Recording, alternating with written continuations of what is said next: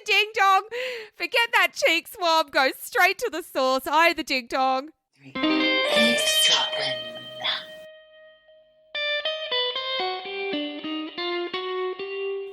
Michelle. Hello. Georgette. Hello. Hello. Hello. How are you? Robed up and ready to roll? I am robed up. And do you know what? You don't need a pandemic to stay in the robe all day. I'm telling you, I do it. I love it. I've got a cozy robe on. Do you know what? There's snow on the mountains. Oh. It's time for the robe. I've got the winter robe. I have two robes. I have a summer robe and a winter robe. A summer robe? What does that look like? Is it a shorty robe? No, it's a lovely washed linen robe. Oh, and this one's a nice. cozy robe. Yeah, it is nice. The cozy It's one. Very, nice. Very Swedish. It looks a little, I have to say, I don't know. Flammable? Flammable. Yeah, let's say that. Moving on. Michelle, I'd just like to say to everybody here who's listening, hello. Welcome back to Eavesdroppin' the podcast. I'm Geordie. And I'm Michelle, and you are eavesdropping on us. And we like it. You're welcome. Go for it. We're not going to complain, are we, Michelle? No. And in fact, tell your friends. The more the merrier. It's a party up in here, up in Eavesdroppin'. I have some shout-outs. Do you? I was stopped in the street the other day by a lady who I know, but my friend who I was talking to did not know that. So when this lady said to me, I have listened to almost every episode now and I absolutely love it, she thought I had a fan from some random person who just recognised me, like what happened to you when you were in my neighbourhood once. And somebody said, that's the lady from Eavesdroppin'. It's because our videos are iconic. If I do say so myself. No, they are ridiculous. But anyway. Well, Marielle, thank you for sticking with us. Marielle's a lovely lady who I've met and know, and I told her to listen. She didn't stumble upon it, and she said that she's almost listened to every one. Against my better judgment, I said to her, don't go back to the beginning, but she did. She's listened from the very first episode, so she's listened to us progress and get production-wise values much better over time, and she's really enjoying it. Oh, well done. Thank you. Keep listening, Mariel, but maybe just put some earphones in. There's a lot of small children in your house, and I'd hate for them to hear the F and the C words on constant repeat. Effin' and Jeffin' all over the place. I've got another shout out to a friend, an old friend called Mark Cannon. He's not Mark from Rains Park. No, this is a different Mark. This is Mark Cannon, who was listening to other female-fronted UK-based, crime-based podcasts. And he wanted some fresh meat, so to speak. Now he's got us, and he's loving every minute of it. So welcome, Mark. Welcome as an eavesdropper. We hope we can continue to entertain. So fresh meat, does that mean we're mutton, not lamb? Are we a couple of pork chops? Some old Maybe boilers. We're some sexy spare ribs. Sexy spare ribs. Oh, Christ. And one last shout out is to our contributor and friend, Ray. He has his own jingle, and he wanted to write in about, it's a bit old hat now, but the Halloween episode, which was a couple of episodes ago. He made the very valid point, Michelle, of saying that if the Americans who were duped into believing that the Martians were invading whilst listening to a radio play by Orson Welles the night before Halloween in 1938, if they were duped, perhaps it's because they were dumb enough to be listening to a ventriloquist on the radio before it happened. Very good point, Ray. I don't know how I didn't pick up on that. Oh, he's a smart cookie, that Sure Ray, is. isn't he? You got to get up early to fool Ray. And I've got one last shout out. It's less a shout out and more of an RIP, because we did have the very sad news that our long-term listener, Jen the Hen, a.k.a. Oh, my God. Jen. No, oh my God, Jen's still with us. Jen is still with us. I almost fell off my chair. Is this the way you tell me your mother's died? No, but She's laughing. I am laughing, but it's not funny, because you know that on this podcast there have been tears over our furry friends and lost loved ones. Oh, yes. And Jen's longtime companion, Rexy. R.I.P. Rexy the cat. Yeah. R.I.P. Rex. You know, she was a very special little kitty. And I just wanted to pay tribute to another little feline friend who's now in cat heaven. So shout out to you, Rex. Shout out, Rex, from afar.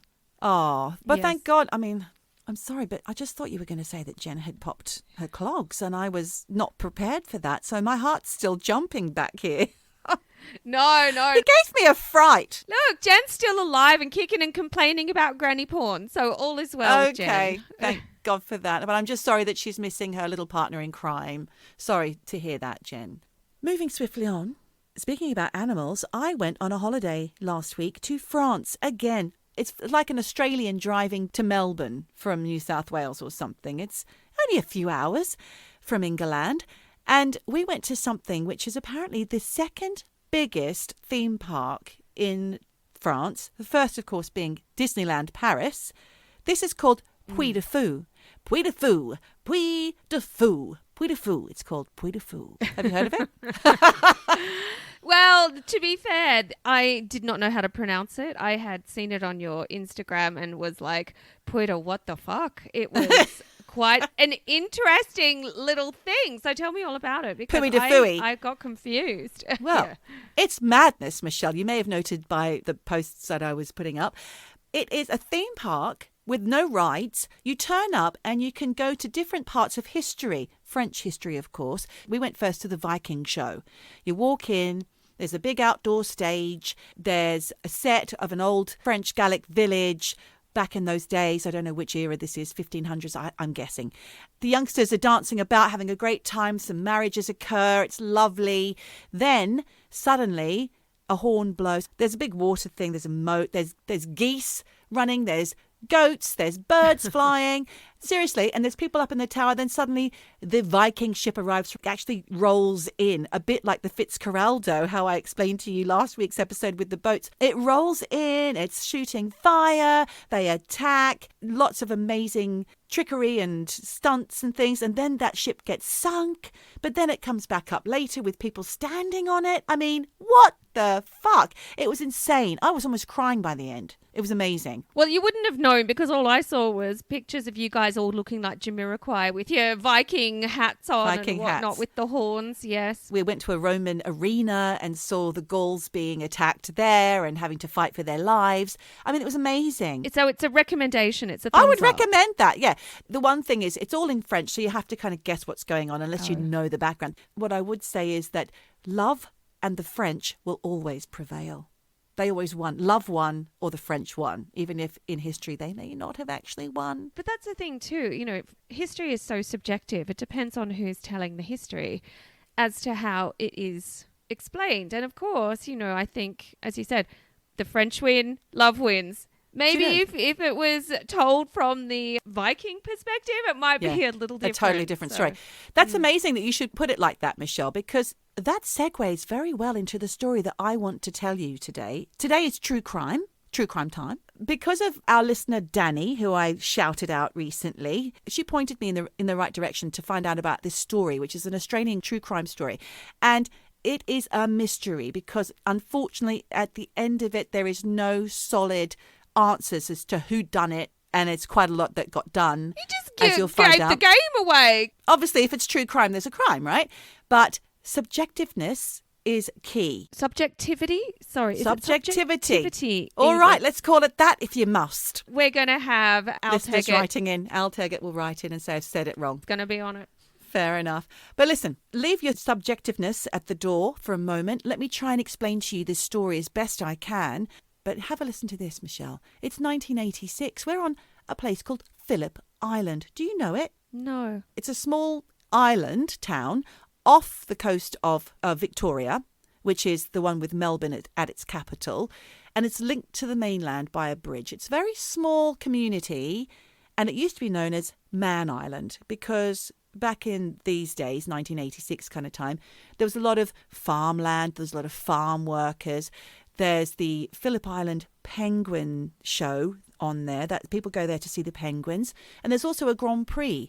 So the Cameron family, who were founding shareholders of this Phillip Island Grand Prix, were also wealthy landowners. It's all quite connected. Everybody's quite connected and everybody knows each other on this small island, okay? I'm just trying to paint a bit of a picture. We've got Fergus and Vivienne Cameron, who are a married couple with 2 young boys who lived and worked at the family's farm. They were also, this is the Cameron family who had the shares in the Grand Prix. He had brothers and a sister who also lived on the island. They employed a local girl named Beth Barnard as a farmhand. Now, Beth was new to the island. I think her family had a holiday home on the island, from what I can make out, and she'd moved there after finishing agricultural college in Melbourne, and she was working at the Phillip Island Penguin Parade, which is also where she met Fergus, who, this man just couldn't get enough work.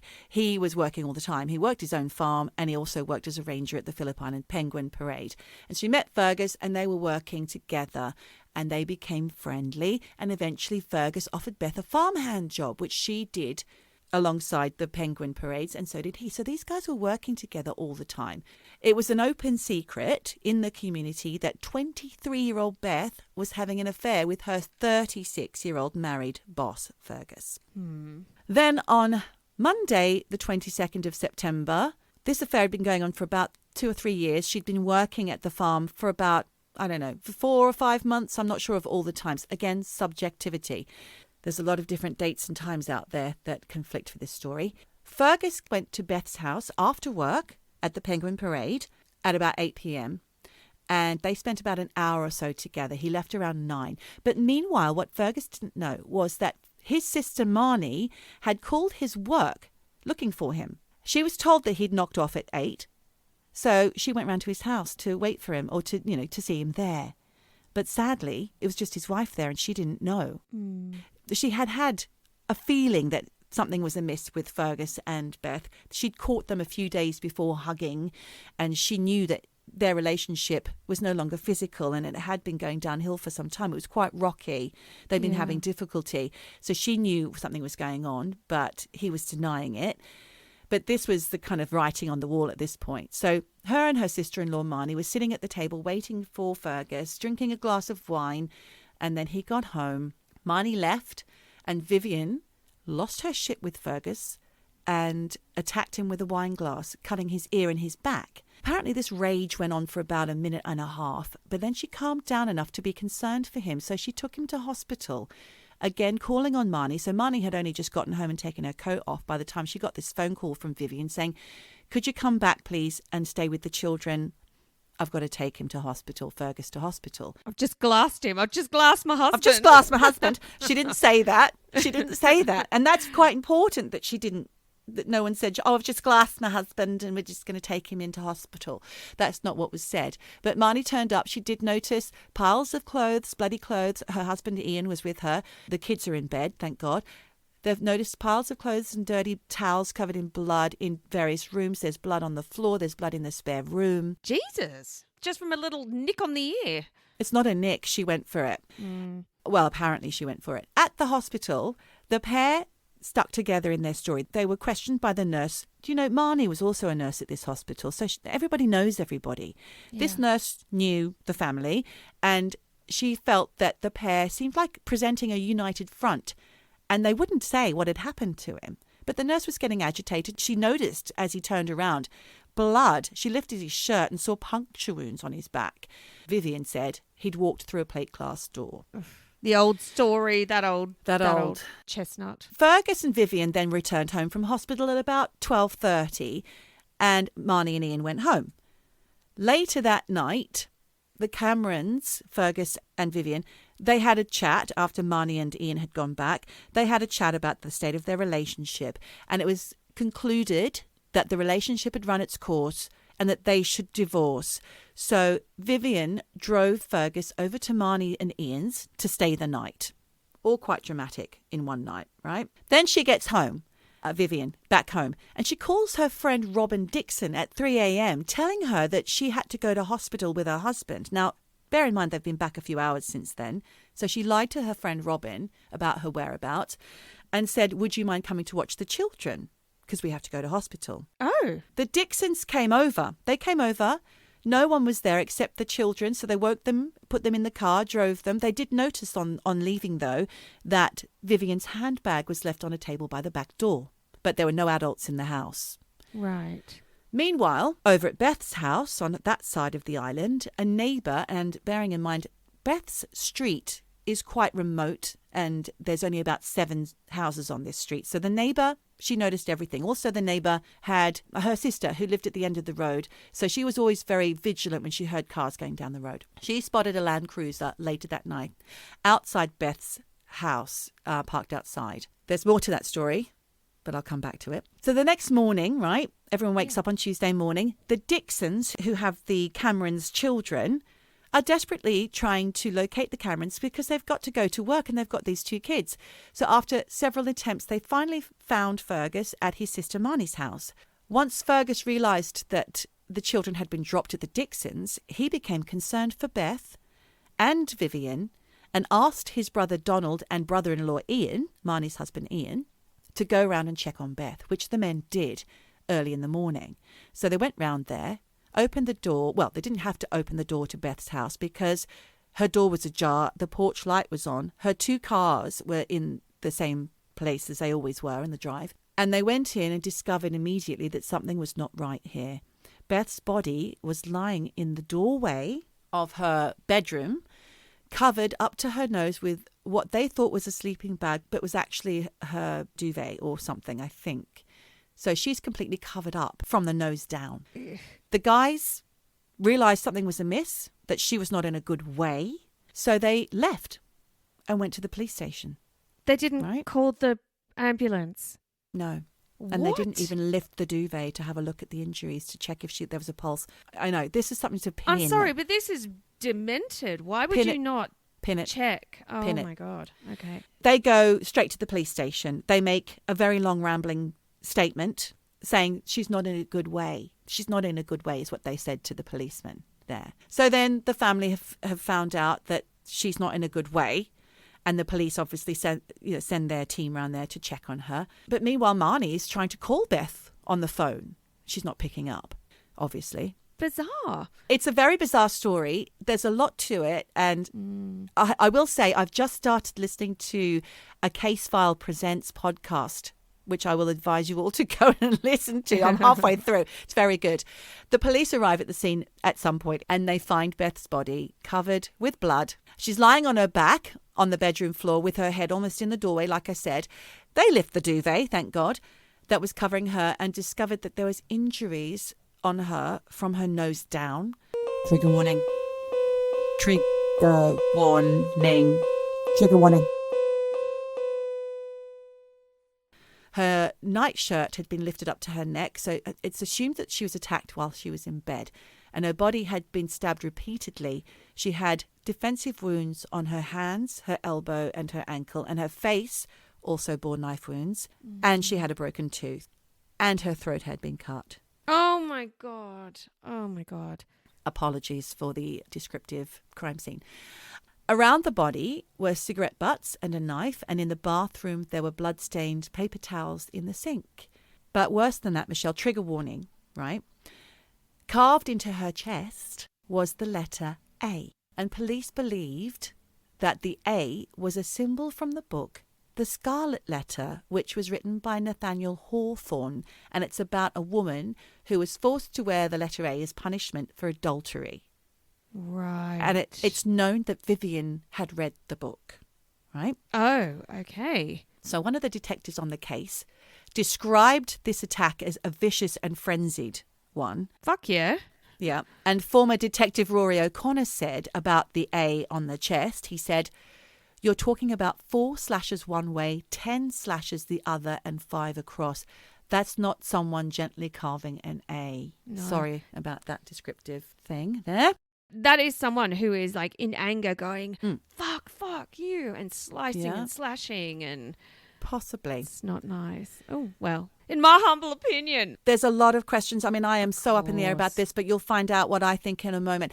In a discussion a few days later, the police felt the family were behaving strangely. The fact that the men didn't seem to acknowledge that Beth was dead on first finding her and then not coming to her aid, I mean, that is, like I said, pin that. That is a big question mark. Weird. It's Why weird. behave like that? It's very odd. It's against every kind of human instinct. Mm-hmm. That afternoon, officers found Fergus Cameron's Land Cruiser parked near the Phillip Island bridge. In it was a knife that had blood on it, and Vivienne's handbag was also inside the vehicle. And if you remember, that was last seen by the Dixons at Vivienne's house at 3 a.m. Yeah, by the back door. So- Yeah. The handbag would have to have been placed inside the Land Cruiser after the Dixons had left the house and before the Land Cruiser was found at 4 p.m. But there was no sign of Vivienne. In fact, Michelle, she was never seen again.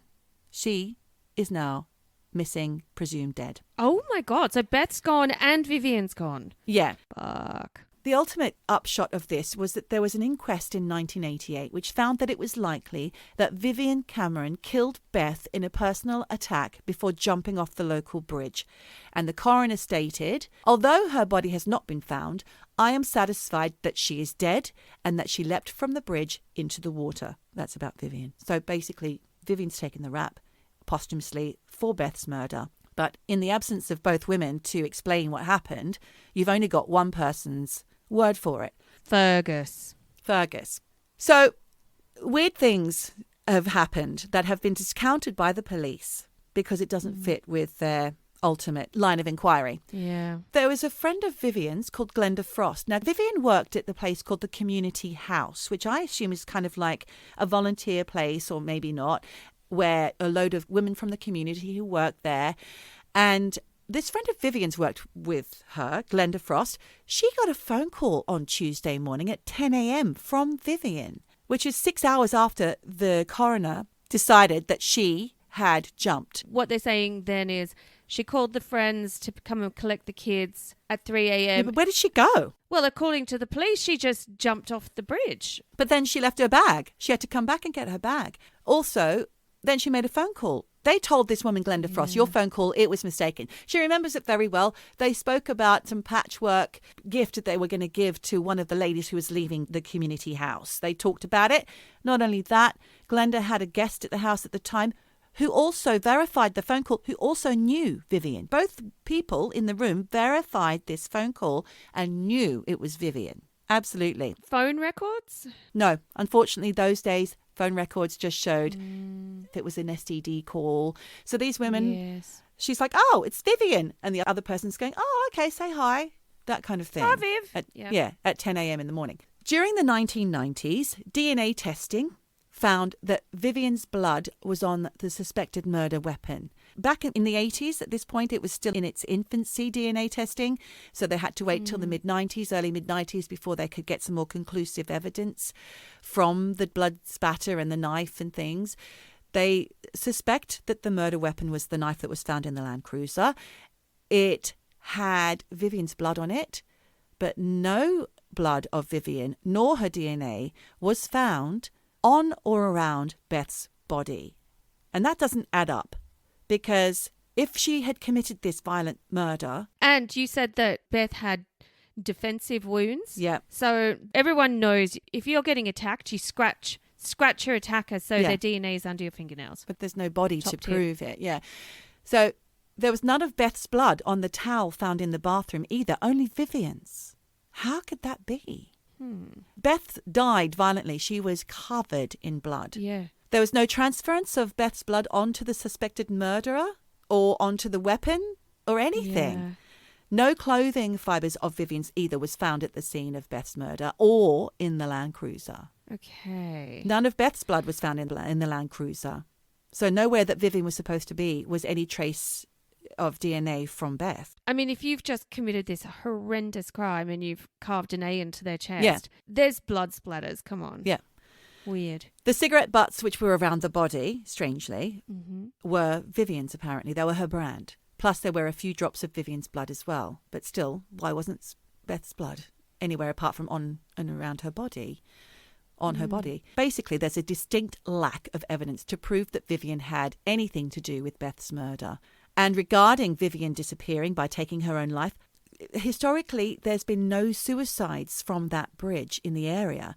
And the drop from the bridge is about 10 metres high. So surviving a fall from the bridge is possible. Plus, Yeah. Police were in that water ASAP as soon as they discovered the Land Cruiser. It was a good, day later, but the searchers didn't reveal any remains or clothing, nothing washed up on shore, nothing at all. No sign, no trace. No foot in a trainer. Nothing. Nothing. Friends say she was totally devoted to her sons and wouldn't have left them. Also, no note was left. But in Fergus's statement to police, he says that when they discussed the divorce the night before Vivienne drove him around to Marnie's house, after they returned from hospital, Vivienne and he had decided, Vivienne even offered this, she said she'll leave her job, she'll move herself back to Melbourne and grant Fergus full custody of both boys. But Fergus remembered, she said, don't be too strict with them and don't think that Beth will be a great mother. She just offered that. What? Yeah. No, sorry. Anyone who's a mum. We've and only I'm got not. one person's word to take for this, you see. Yeah, exactly. I think that sounds unlikely. Even in Convenient. grief and anger and shock, you don't just give your kids up. No. So there's an author of a crime book called The Phillip Island Murder. Her name is Vicky Petratus. She wrote this book in 1993 along with a journalist from, I can't remember, I may remember later.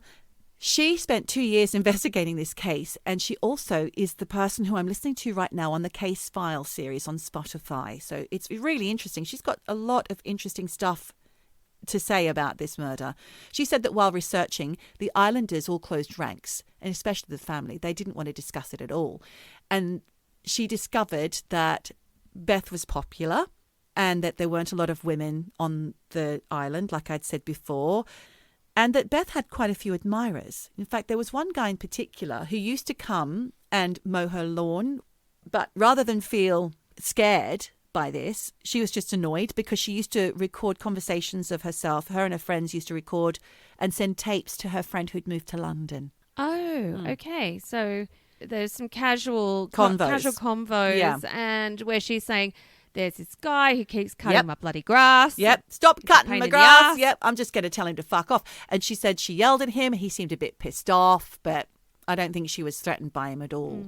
So, as I'd said to you, they did re-examine the crime scene once DNA testing became more prevalent. But Vicky had said that it was determined that Vivienne's blood was on the handle of the knife kept in evidence. But Vicky Petratus does not think that that is the knife that was used in the murder. She thinks that there were some unusual double cuts in Beth's clothing, which were possibly made by a different knife. Interesting. Okay. Yeah. There's a lot of discrepancies in the case. The family are the ones that seem to be giving a lot of evidence which was used in the coronial inquest. I don't know what really happened, and it's hard to pin anything down. I do know that Glenda Frost's phone call was dismissed as her getting it all wrong, but there is a Reddit user called Castronathan who has a theory, and I'm going to quickly tell it to you. Their theory is this. Beth told her friends she was going to give Fergus an ultimatum the night she died. That's Beth, right? Mm-hmm. She was sick of the toing and froing, whatever. She was going to tell him it's over. Vivienne had spent the last few months dieting and freshening her appearance in an attempt to save her marriage. This is true. This is reported in Vicky Petratus's story. Castronathan goes on to say, I think Fergus killed Beth after she gave him an ultimatum. She was initially stabbed in the shoulder in bed, but she fought back and he is injured, which is why he slit her throat. He's a farmer. He goes home to tell his wife that he broke off the affair and Beth attacked him. Vivienne goes with him to the hospital. So the injuries on Fergus, this person is saying the injuries on Fergus were never made by Vivienne. They were made by Beth. But wouldn't Marnie have seen this? Yes, but also Marnie's the sister. She's closed ranks. And she's closed ranks. Yep. Yep. She's protecting her brother, the family. Yeah. The people who can discount this story don't exist anymore. Are all in on it. Either are gone or they're in on it. Yeah.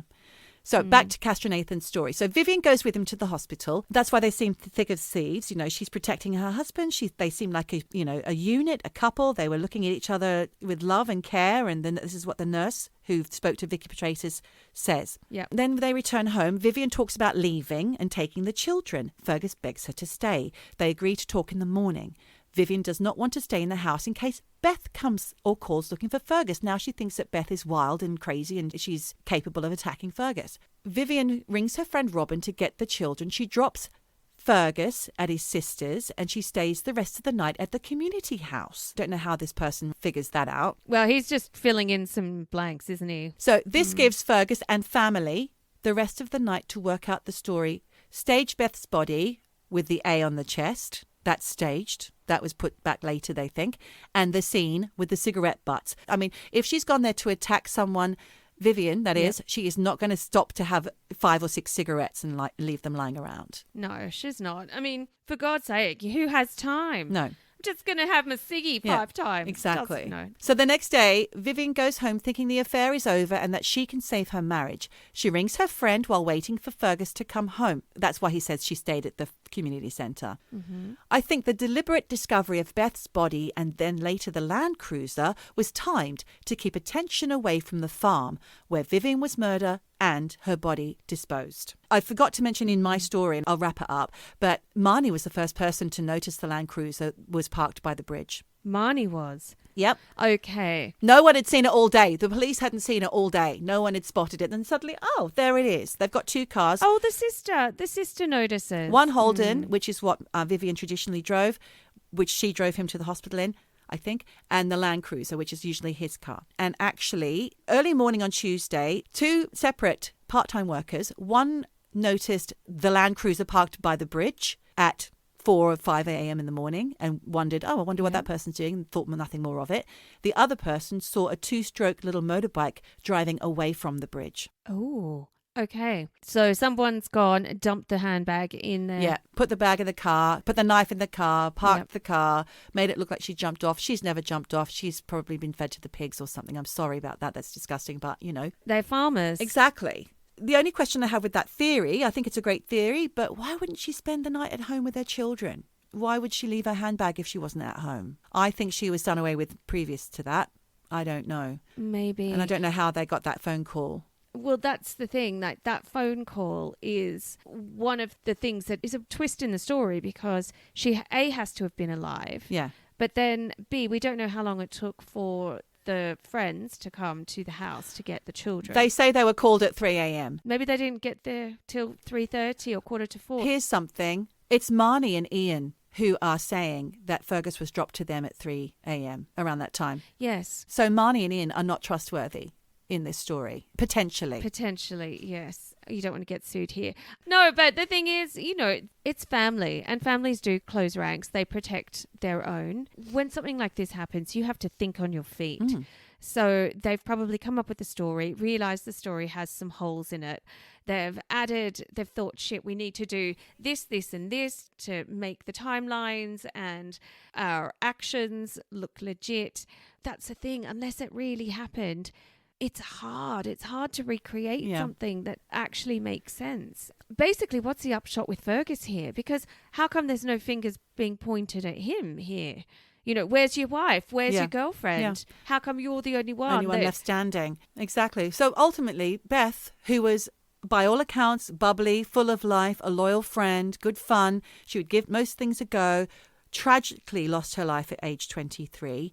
And for those who believe that Vivienne was the culprit, which some probably do, I don't know what Beth's family think about this and what, how they're able to reconcile the whole, losing their daughter. But according to Vivienne's friends, because none of her family are alive anymore to advocate for her or to talk on her behalf, she wasn't the sort of person to take her anger out on a young, naive girl. In fact, she had previously told Marnie, according to Marnie, she knew that something was up with Fergus and Beth, and she said if it hadn't been Beth, it would have been someone else. She knew the sort of man her husband was. I mean, we've talked about this before on the podcast.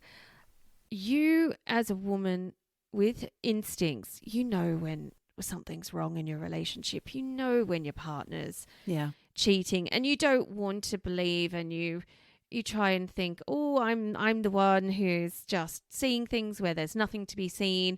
But then you find yourself going through their phone and you find what you're looking for and you think, fuck it, I knew it. So this woman, I'm sure she had a strong instinct that nothing was right in the relationship, something was going on. Back then there probably were no mobile phones, because this is the mid-80s? 86. But to me, it does seem like we've got a small, isolated community who are protecting their own. There's no evidence, no bodies. Like you say, feed to the pigs. I mean, there was a show called Gentleman Jack, and they fed the body to the pigs. The only thing that Happens was all left the was a time. belt buckle. And that's how they realised what had happened. They saw Oh, the belt dear. buckle. Goodness. Well, you've just given a spoiler alert for that. But I will say that also Vivienne wasn't a part of the community as much as the Camerons were. That's Marnie and brother Donald and Fergus. So when she first joined the family, she was also an outsider. So Right. if things are going to go wrong, the Cameron family are all going to stick together. Now, this is just speculation on our behalf. Obviously, the coroner found differently and they wouldn't take various things into account. Vicky Petratus was given the cold shoulder when she went to the island to write her book. Some people say just let it go, but It's all a bit deliverance, isn't it? it is a bit deliverance, and it's very fascinating. And it also reminds me a little bit of the one that we always talk about, the other Australian murder mystery with no body, Teacher's Pet. Lynn's Law. Lynn Dawson, Chris Dawson, yeah. Lynn Dawson, yes. We don't know what the truth is, and maybe we never will. Yeah. Unless there's a body. Anyone interested should read this book by the sounds of it. Yes. Michelle will leave a link. I'm going to show note the shit out of that. Nice. Thank you so much. Pleasure. My brain is wearing. I've got a lot of questions, but not for you. I'm going to have to look it up myself. Because I don't have the bloody answers, that's for sure. Extra, extra, read all about Give it. me the scoop. Eavesdropping wins, and there's no doubt about it. Eavesdroppin. Now, Geordie, I think I misread the memo on what we were talking about. Okay. I think I just read the word mystery and I thought, oh, okay. So, and interestingly, you know, we always talk about when it comes to true crime, DNA testing and all that kind of thing. Yeah. So today I actually have a medical mystery for you. Oh, gosh. Is it going to be gory? No, there's no gore. Okay. It's just a bit shocking. So I'm going to take you back to 2002 when a woman called Lydia Fairchild, she was 26 years old, and she and her long-term partner, Jamie Townsend, they decided to split because even though they had 2 kids, the relationship had been rocky for a while. They'd separated loads in the past, but they always ended up giving it another go. But this time round, despite the fact that Lydia was pregnant with their 3rd child, in the end, Lydia and Jamie, they decided to call it quits for good and properly end the relationship. And I guess emotionally, it was a good call for everyone. But for Lydia, financially, she was struggling. And the breakdown of the relationship meant she was in a tough position. She didn't have any money to bring these kids up and get back on her own 2 feet. So to get through the rough patch after she and Jamie had gone their separate ways, Lydia applied for some kind of, you know, financial aid from the government. And I don't know what kind it was.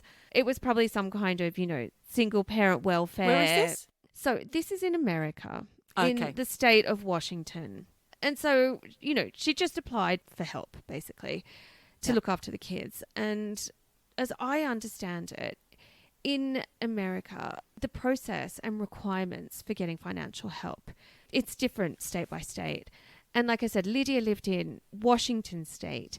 And in 2002, apparently, in order to apply for this government assistance at the time, it was routine for families to have to do DNA testing to prove paternity, because I imagine, you know, Jamie also probably had no money, and she was probably also coming after him for child support.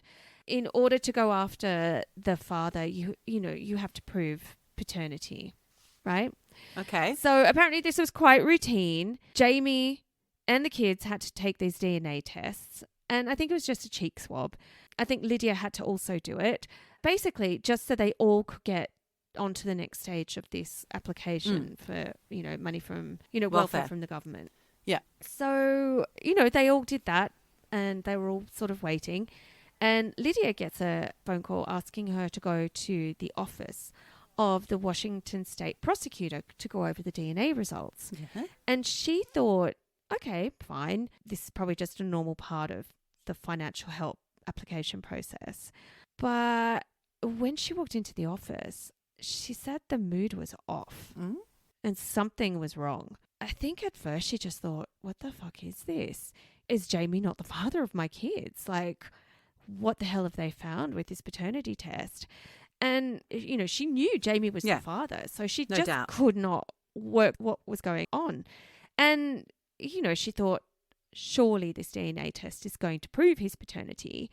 And she was right. You know, the people interviewing her at the prosecutor's office told her that the DNA tests showed that Jamie was 99% the father. Yeah. But the problem wasn't Jamie. Oh, my God. The problem was her. Oh, how? The DNA tests showed that she Wasn't was the mother. not the children's mother. What the fuck?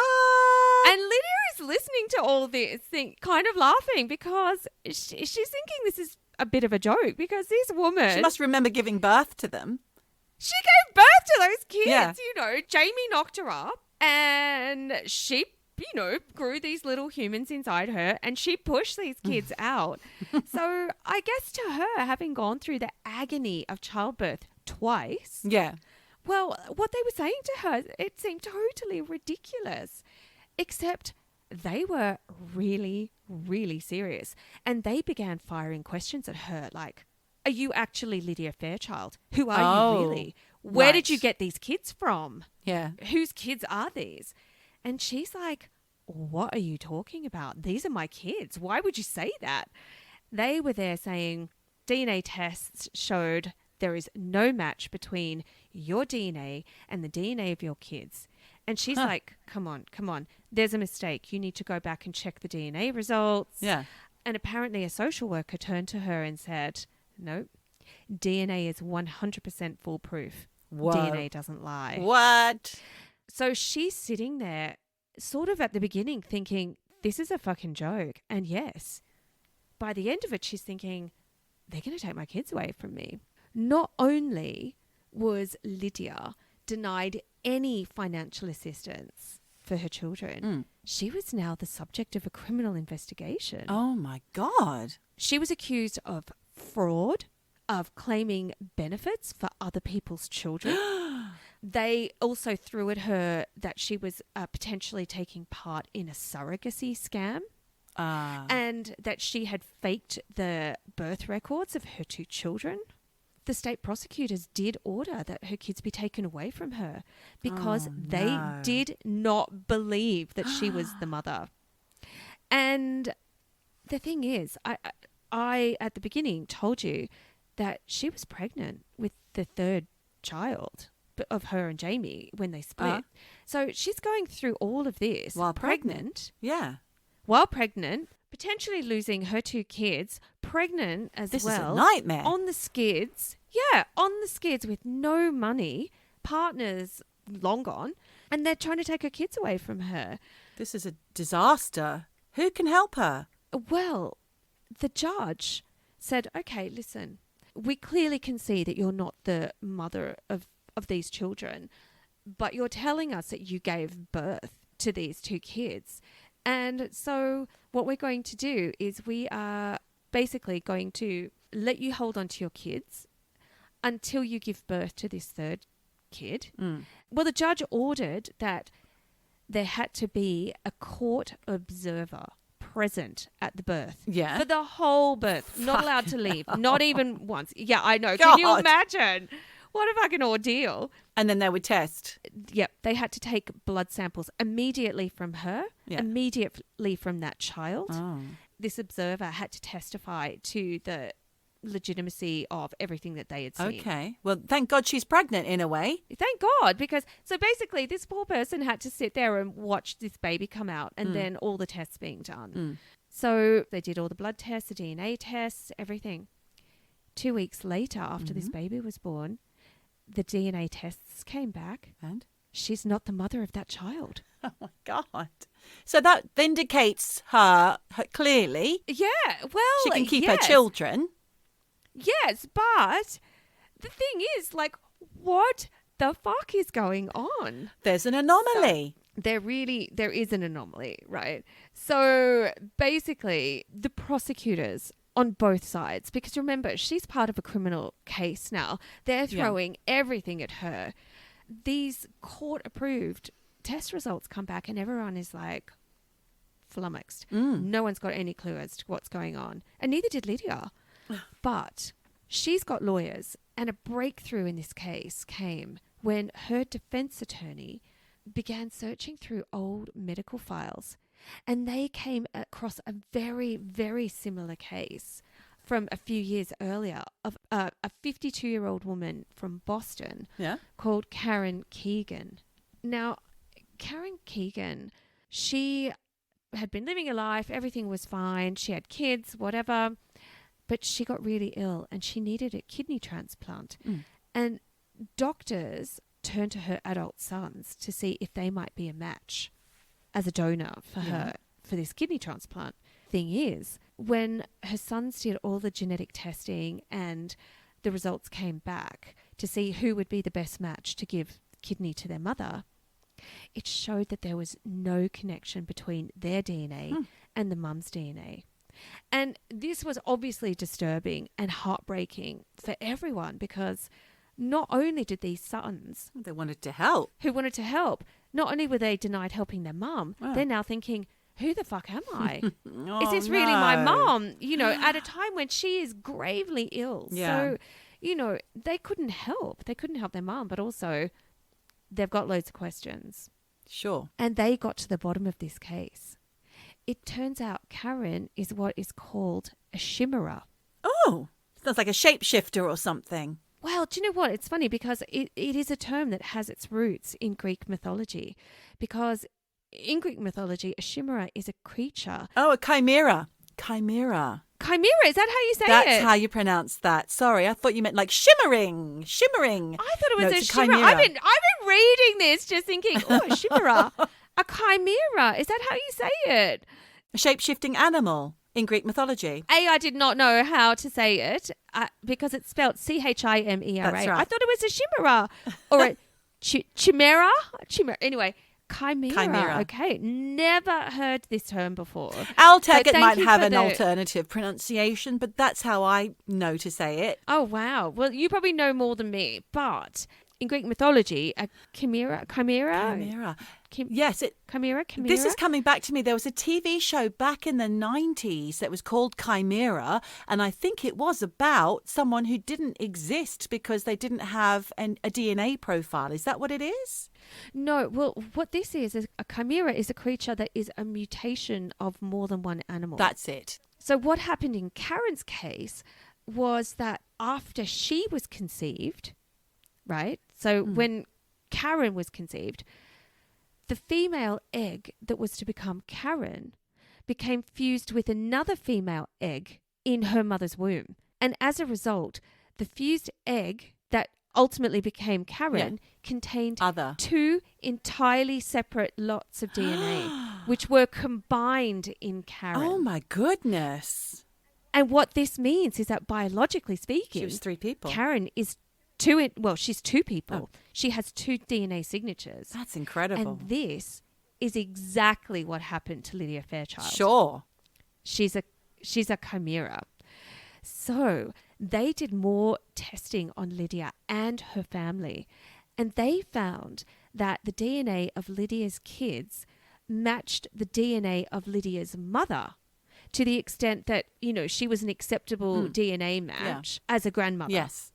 So they found that although the DNA in Lydia's skin and hair did not match her children's DNA, when they did a cervical smear, the DNA from her cervix was a match to her children's DNA. Right. So she's been poked and prodded, and her mum and her kids are all being poked and Yes. prodded. Oh, my. So the DNA from the cheek swab is a different DNA To the cervix. to what's down in her cervix, Right. right? Turns out in the womb, Lydia had been a twin, a non-identical twin, a fraternal Yeah. twin. And she was carrying her own DNA and the DNA of her unborn twin. Oh, my goodness. So, Wow. in effect, her unborn twin is the mother of her kids. Oh, my God. This is crazed. Yeah, Science is so magical, isn't it? but it's crazy. Yeah. And so, obviously, like, it's a medical mystery solved. She's a chimera. But I wanted to look into this a bit more because it just seems so bizarre. So I dug around a little bit in the science of being a chimera, and I found it really fascinating. The basic definition of what a chimera is a person whose body has cells that are genetically distinct. So two. Uh-huh. And I didn't know this, but apparently loads of people's bodies contain at least a few living cells from another person. That's mad. I wonder what I've got. I really want to do a 23andMe. I would love to on one hand, but it's owned by Google or something. Oh, so it goes against your privacy. it does. It really does. So in many ways, 23andMe is amazing, but it's definitely rare for a person to have an equal mix of cells from two different people, in the case of Karen and Lydia.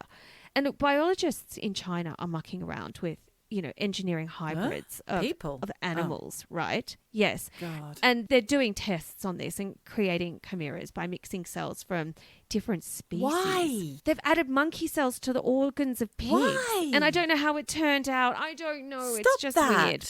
I know. But look, going back to Lydia's situation, all animals, including humans, develop from a single fertilized egg. This should mean that every single cell in our bodies should have exactly the same genome. But obviously for chimeras, this isn't the case. And their weird DNA happens because two embryos that would normally develop into non-identical twins fuse in the womb. So the chimera has parts of their body that is one person and parts that are another person in terms of DNA, right? People with this form of chimerism, they don't look weird. I mean, they might apparently have different colored I was going to say eyes. that. And this made me wonder, was David Bowie a Bowie. chimera? R.I.P. David. But I wonder. It would be. I would love for them to do some DNA testing and find out. But anyway, they also have different colored patches of skin on their bodies. Ah. Yes. I've got that. Are you a chimera? I might be a chimera. I have got a small patch of skin that looks like my mother's, because my biological mother, is much darker than me, and she has this kind of dark skin with dark kind of freckles on it. And I've got a tiny patch that looks just like hers on my lower back. It's a birthmark. Yes. Like a little freckly. And Wow. all her skin is like that on her back. Gosh, that's really interesting, isn't it? Well, put a pin in that because, yes, chimeras have different patches of skin, coloured patches. And if the chimera is a mix of male and female, they can turn out to be a hermaphrodite. Oh, that's how that happens. Yes, or have problems with their reproductive organs. But generally, if you're a chimera, you won't know it because you will seem pretty normal, unless you're a hermaphrodite, obviously. Or you do a 23andMe and they come back and say, you got no DNA. Exactly. It's only by accident that most people find this out. Now, another thing I read, and as a mother, I think you'll be interested in this. Most mothers have cells from their babies Makes sense. growing in different parts of their Makes body sense. after pregnancy. That makes total sense. Yeah, and these cells can survive for at least 40 years inside you. Oh, and that's God. called microchimerism. And it can happen in reverse too, that cells from the mother and maybe even the kids that were born before you, right? Yeah. They can get into the bodies of newly born babies. So they are also chimeras, right? So for God. example, your son might have cells from your daughter and you in his body Yes. just through Got it. being born. Yeah. Yeah. Crazy shit. Isn't it? Yes. But look, I'll just wrap up by saying June 2014, a couple in Washington, again, Washington. Bloody Washington. What the hell's going on? They're full of chimeras. Chimera here, chimera there. I know what it is. I'm a dickhead. Anyway, this poor couple, they've never been named by the media because, of privacy concerns and confidentiality of medical records. But anyway, this couple had been to a fertility clinic and, they'd provided their sperm and their egg and, basically IVF.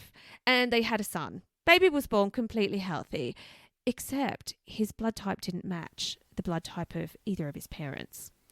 Ah. And this couple were kind of freaking out because they're like, what the fuck's happened here? We gave you our egg, we gave you our sperm. What happened? So they did a little at-home paternity test and discovered that the father wasn't the father. And they were devastated. They were like, Yeah. they thought that a little bit like the medical fraud that we had covered in a previous episode. They thought Dr. Daddy. Dr. Daddy, or they just like got the sperm mixed up and now who the hell is this kid? So they hired a lawyer and they did a proper test, not just the at-home paternity test, but like a proper one at the labs. Same thing. Not the daddy. Huh. Yeah. And this, this test was done at this lab, which does around 400,000 paternity tests every year for like legal immigration cases, criminal cases, and they always use a cheek swab. In 24% of cases, they find that the man isn't the dad, right? Well, I think it's fairly clear to say that the cheek swabs aren't completely accurate. You need to go right up the jacksie. Right up the jacksie. What do you do though if you're a man? Like where Up the old I don't know. up the old eye. I don't know. Up the Khyber Pass. I don't know. Well, I don't know. Up the ding dong, the eye of the ding dong. Who knows? Anyway, pop a little swab in there. But anyway, The eye of the ding dong. And that's a medical term. What do you call that? I call that my eye. The eye of my ding dong. doctor. That's doctor backed, that term. Anyway, this poor couple were freaking out. They really thought the fertility clinic had made the mistake with their sperm. Yeah. So they went there and they're like, can you explain to me what the hell's going on here? And they said, no, it couldn't have been a mistake because he was the only white man to donate sperm that day. All the other donors had been black and the child looked white. So they were like, no, it's not our fault. Okay. So the couple did a 23andMe test. Uh-huh. And bizarrely, their results came back. And they said that the father was not the father. He was the uncle to this child. Turns out he's a chimera. He's a chimera. And the father of his child is Was the him. twin brother who was never born. Never born. Yes. Okay. So this guy had patches of two-toned striped skin, which is, like I said before, often a sign of being a chimera. And in fact, I read a story about a woman called Taylor Mule who has this massive birthmark down the front of her stomach. And for years, she thought it was just a birthmark. Turns out she is basically her own twin sister, and her birthmark is what was left behind on her body when she absorbed her twin in her mother's womb. Oh, my God. So, the upshot here, people, is... There is no upshot. It's all horrific. It is horrific, but the upshot here is if you've got some stripy two-tone skin or some weird birthmark and someone tries to take your kids away from you because you are not a genetic match to your kids, that's what's going on. Tell them to go up the eye of the ding dong. The eye of the ding dong. Forget that cheek swab. Go straight to the source. Eye of the ding dong. Right up the jacksie. Get a 23andMe. Get your DNA testing. Boom. You're probably a chimera. And all will be fine. Yeah. So that's my medical mystery. Medical story. fact from Nurse Michelle Margarita to you, dear listeners. Now you know. Now we all know something we didn't know before. Yes, indeed. Yes, indeed. So that's it. My story. Thanks, Michelle. That's amazing. Thank you so much. I think I speak for all of our listeners now when I say, what would we do without you and your medical facts? It is a fact. Well, Geordie, look, there's nothing more to be said right now. Nothing at all, apart from, obviously, the usual, which is, wherever you are, Whatever you do, just keep eavesdropping. Eavesdropping. Eavesdropping.